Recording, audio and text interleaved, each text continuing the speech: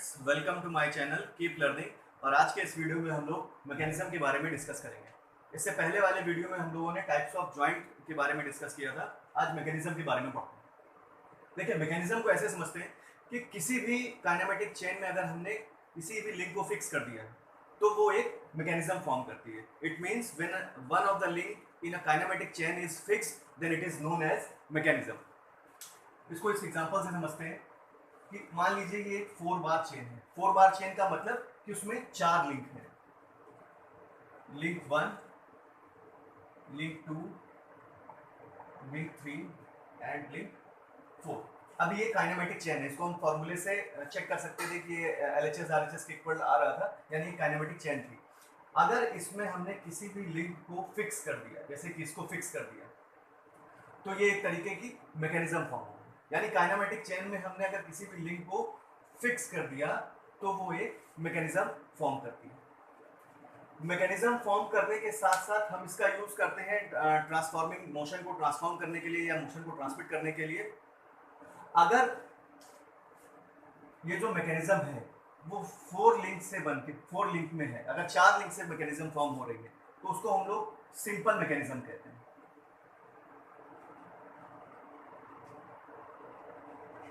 A mechanism consists of 4 link. 4 link से अगर हमें मैकेनिज्म फॉर्म हो रही है तो उसको हम लोग सिंपल मैकेनिज्म कहते हैं। और अगर मोर देन 4 लिंक, यानी 4 से ज्यादा अगर लिंक होती है तो उसको हम लोग कंपाउंड मैकेनिज्म कहते हैं।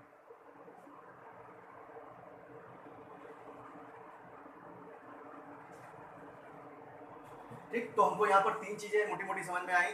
पहली चीज तो काइनेमेटिक चेन में अगर हमने किसी एक लिंक को फिक्स कर दिया तो वो हो गई मैकेनिज्म। अगर 4 लिंक फॉर्म कर रही है, जैसे इसमें देखिए 4 लिंक फॉर्म कर रही है, तो ये सिंपल मैकेनिज्म हो गया। अगर 4 से ज्यादा लिंक है तो वो कंपाउंड मैकेनिज्म हो गया। अब इन मैकेनिज्म की, इन प्लेन मैकेनिज्म की डिग्री ऑफ फ्रीडम क्या होती है, नेक्स्ट हम लोग देखेंगे कि डिग्री ऑफ फ्रीडम क्या होता है।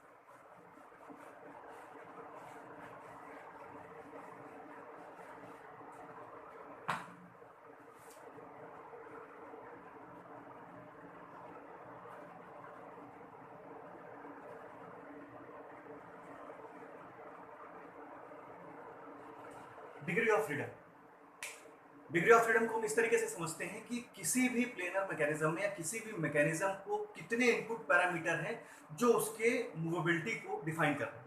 यानी हम किन पैरामीटर से उसके मूवेबिलिटी को डिफाइन कर सकते हैं, ये डिग्री ऑफ फ्रीडम कहलाता है। या सीधे सीधे हम इसको कह सकते हैं कि इंडिपेंडेंट पैरामीटर क्या हैं जो उसके मोशन को डिफाइन करते हैं।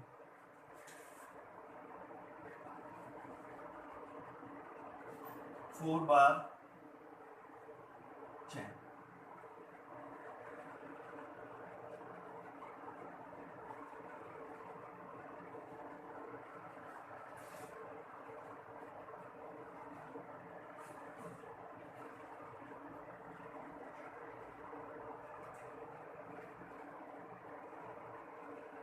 पहले इसको देखते हैं। अब देखिए, इस 4 बार चेन, 4 बार चेन का मतलब इसमें 4 लिंक है। इस 4 बार चेन में, इस मैकेनिज्म में ये जो पैरामीटर है, इनपुट पैरामीटर, यानी ये जो थीटा है, ये सारे लिंक्स की रिलेटिव पोजीशंस को डिफाइन करेगा। अगर इसकी पोजीशंस में हम कुछ भी चेंजमेंट करते हैं तो ये सारी लिंक की पोजीशन को डिफाइन कर देगा। यानी ये एक इनपुट पैरामीटर सफिशिएंट है सारे लिंक्स के रिलेटिव पोजीशंस को डिफाइन करने के लिए। यानी इस 4 बार मैकेनिज्म की जो डिग्री ऑफ फ्रीडम है, यानी मूवेबिलिटी है, वो कितनी हो गई? 1। यानी number of input parameter required to define the motion of a mechanism is known as degree of freedom. तो इस 4 बार के लिए हमने निकाली तो डिग्री ऑफ फ्रीडम कितनी हो गई? 1। और वो क्या है? ये थीटा। ये थीटा की एंगुलर पोजीशन बाकी सारे लिंक्स की रिलेटिव पोजीशंस को डिफाइन कर देगा। इसको इस तरीके से समझें। अब दूसरा आता है, अगर हमने 5 बार चेन ले ली,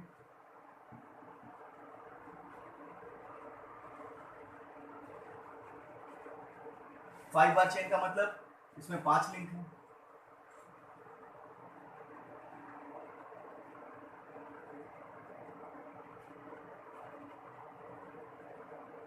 ये इस केस में पहले केस में केवल सिर्फ ये थीटा एक वेरिएबल था, लेकिन इस केस में दो वेरिएबल इसके रिलेटिव पोजीशन को डिफाइन करेंगे, एक ये थीटा 1 और एक ये थीटा 2। यानी अब इनकी रिलेटिव पोजीशंस को अगर हमें समझना है तो हमें कितने इनपुट पैरामीटर्स डिफाइन करेंगे, थीटा 1 और थीटा 2। यानी इस केस में 5 बार जो चेन है इसकी डिग्री ऑफ फ्रीडम कितनी हो गई, 2।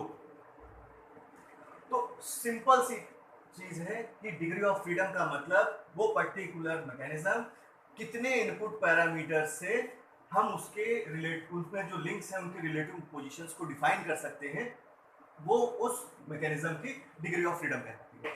इसको और क्लियरली समझते हैं। मान लीजिए दो लिंक हैं और वो इस तरीके से OXY कोऑर्डिनेट में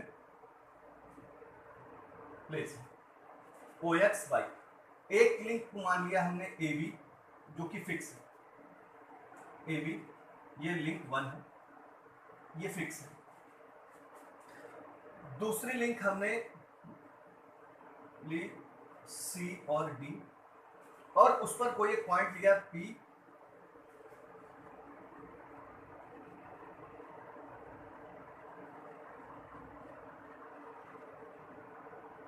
इस तरह से। अब अगर हमें ये फिक्स लिंक है और ये मूवेबल लिंक है और अभी एक दूसरे के कांटेक्ट में नहीं है, AB और CD। अब इस P पॉइंट की अगर हमें रिलेटिव पोजीशंस निकालनी हो तो हमें कितने पैरामीटर चाहिए इस पॉइंट की पोजीशंस को निकालने के लिए, इस P पॉइंट के लिए? एक ये कोऑर्डिनेट, एक ये कोऑर्डिनेट और एक ये एंगुलर पोजीशन थीटा।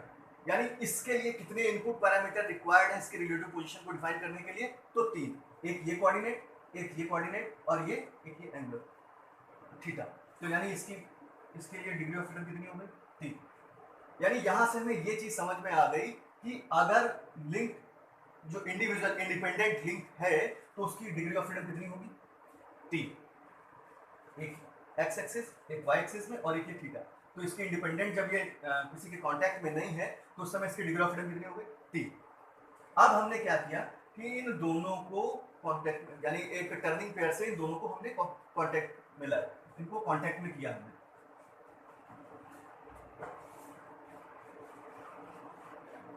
अब कांटेक्ट में लाए A, B, C, D। अब इस लिंक की जो रिलेटिव पोजीशन है उसको डिफाइन करने के लिए सिर्फ और सिर्फ हमें एक इंडिपेंडेंट पैरामीटर चाहिए और वो क्या है? थीटा। यानी जैसे ही इस मूवेबल लिंक को हम इस फिक्स लिंक के कांटेक्ट में लाए टर्निंग पेयर के हेल्प से, तो हमारे जो दो पैरामीटर थे इनपुट वो ऑटोमेटिकली क्या हो गए? हट गए। और सिर्फ एक ये एंगुलर पोजीशन यानी ये थीटा है जो कि इसकी रिलेटिव पोजीशन को डिफाइन कर सकता है। तो अब इस केस में इसकी डिग्री ऑफ फ्रीडम कितनी हो गई?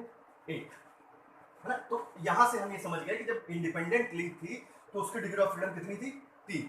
यानी उसके रिलेटिव पोजीशन को डिफाइन करने के लिए हमें 3 वेरिएबल्स की जरूरत थी। लेकिन जैसे ही हम फिक्स लिंक के पास में इसको टर्निंग पेयर के साथ में हमने इसमें टर्निंग पेयर से इसको कांटेक्ट में रखा तो तुरंत इसमें जो इसकी ये जो दो रिलेटिव पोजीशंस में ये जो थे कोऑर्डिनेट्स थे ये ऑटोमेटिक चले गए और सिर्फ थीटा एक ऐसा आया पैरामीटर, इनपुट पैरामीटर आया जो इसके रिलेटिव पोजीशन को डिफाइन करता है। तो यानी अब इसकी डिग्री ऑफ फ्रीडम कितनी हो गई?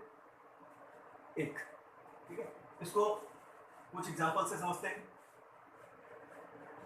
यहां से एक चीज ये क्लियर हो गई कि अगर हमारे पास L लिंक है और उसमें से एक लिंक फिक्स हो गई तो जो मूवेबल लिंक है वो कितनी हो जाएगी? 3L-1। 3 क्योंकि 3 एक कोई अगर इंडिपेंडेंट लिंक है तो उसकी मैक्सिमम डिग्री ऑफ फ्रीडम कितनी होती है? 3। अगर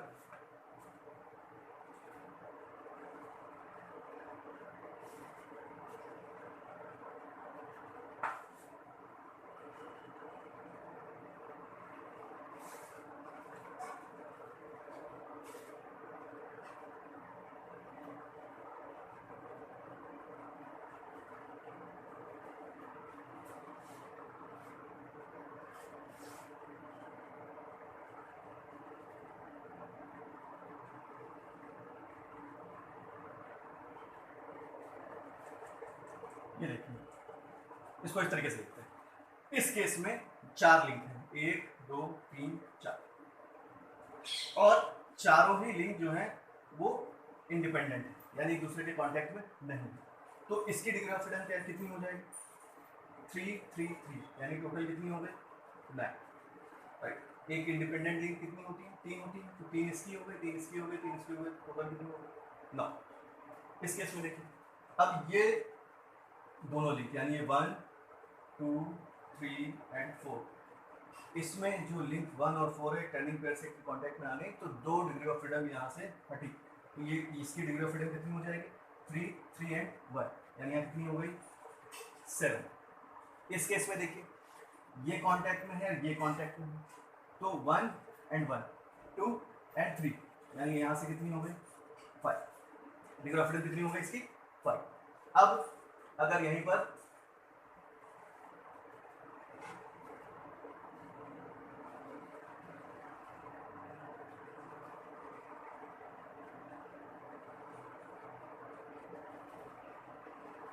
इस केस में देखें, तो इस केस में कितनी हो जाएंगी? 1 2 एंड 3, यानी n इज इक्वल्स टू 3। और अगर लास्ट एक ये केस देख लें,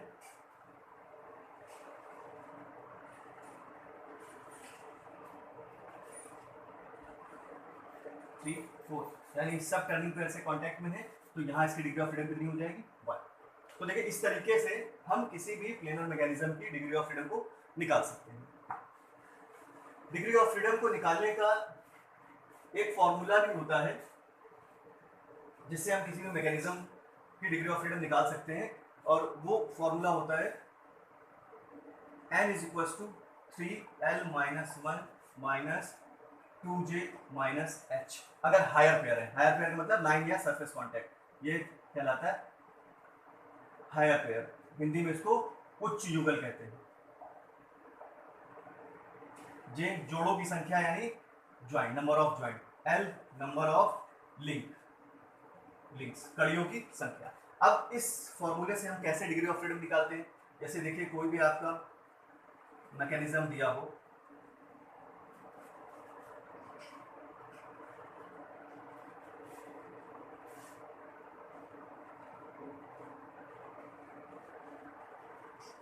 चलिए इन 3 मैकेनिज्म की बात करते हैं। पहले केस में नंबर ऑफ लिंक्स कितनी? Link 1, link 2 and link 3। तो अब अगर हमें इस मैकेनिज्म की हमें डिग्री ऑफ फ्रीडम निकालनी है, तो हम इस फॉर्मूले से कैसे निकालते हैं? अब यहाँ पर हायर पेयर तो कोई है नहीं, तो ये वाला टर्म तो हट जाएगा। ये सिर्फ हायर पेयर के केस में आता है जहाँ लाइन और पॉइंट कॉन्टैक्ट होता है। तो इस केस में हमारी इक्वेशन कितनी बन गई? ये n। अब हमें इसकी डिग्री ऑफ फ्रीडम निकालनी है, तो n इज इक्वल्स टू क्या हो जाएगा? 3 into L minus 1, number of link कितनी हो गई? 3, तो 3 into 3 minus 1 minus 2 into joint. Joint मैंने बताया था यहाँ बाइनरी ज्वाइंट है, और कितने हैं? 1 2 3, यानी 3 ज्वाइंट 3। तो इक्वल्स टू कितना आया? 6 माइनस 6 इज इक्वल्स टू 0, यानी इसकी डिग्री ऑफ फ्रीडम कितनी आई? 0। अब अभी इस 0 का क्या मतलब है, अभी हम लोग इसको डिस्कस करेंगे आगे। इस केस में देखते हैं, यहाँ पर नंबर ऑफ लिंक कितनी हो गई? 1 2 3 एंड 4। इसके लिए इसको निकालेगा, तो n is equals to 3 into L minus 1, L कितनी है? 4, 4 माइनस 1 माइनस 2 इंटू ज्वाइंट कितने हो गए? Binary joint 1 2 3 4 4। यहाँ से डिग्री ऑफ फ्रीडम कितनी आई? 9 माइनस 8 इज इक्वल्स टू 1, यानी इस मैकेनिज्म की डिग्री ऑफ फ्रीडम कितनी आई? 1। इस 5 बार मैकेनिज्म में देख लेते हैं, 1 2 3 4 एंड 5। इस 5 बार मैकेनिज्म की अगर हम लोग डिग्री ऑफ फ्रीडम निकालें तो कितनी आएगी? n is equals to 3 into link 5 minus 1 minus 2 into joint 1 2 3 4 5, यानी कितना आया? 12 माइनस 10, यानी n इज इक्वल्स टू कितना आया? n इज इक्वल्स टू, आगे देखिए पहले वाले केस में 3 बार मैकेनिज्म में कितना आया? 0, 4 बार में कितना आया? 1, और 5 में कितना आ गया? 2।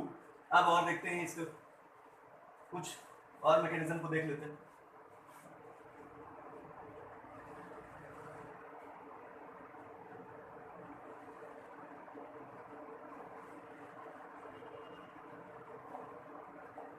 वन 2 3 4 5, यहाँ पर भी 5 लिंक है। अब अगर इसकी निकालना चाहें डिग्री ऑफ फ्रीडम तो n is equal to 3 into L, link कितनी है 5, यानी 5 माइनस 1 माइनस 2 इंटू ज्वाइंट। अब देखिए ज्वाइंट की बात करें तो जैसा हम लोगों ने डिस्कस किया था कि अगर 2 लिंक एक दूसरे कॉन्टेक्ट में आते हैं तो बाइनरी ज्वाइंट, और अगर 3 आते हैं तो टर्नरी ज्वाइंट। यहाँ पर देखिए ये टर्नरी ज्वाइंट है और ये एक टर्नरी ज्वाइंट है, और ये दोनों क्या है बाइनरी ज्वाइंट है। तो टोटल ज्वाइंट कितने हो गए 2, तो ये हो गए, और एक टर्नरी ज्वाइंट कितने बाइनरी ज्वाइंट रखता है 2, तो 2 और 2 तो 4, ये 6, तो टोटल ज्वाइंट कितने हो गए 6। तो यहाँ से n की वैल्यू कितनी आ गई 12 माइनस 12, यानी यहाँ से इसकी डिग्री ऑफ फ्रीडम कितनी आ गई 0। फिर से देखिए इसकी डिग्री ऑफ फ्रीडम कितनी आ गई 0। इस केस में भी 0 थी और यहाँ पर भी देखो इसकी डिग्री ऑफ फ्रीडम कितनी आ गई 0। अब नेक्स्ट एक और एग्जांपल देखते हैं।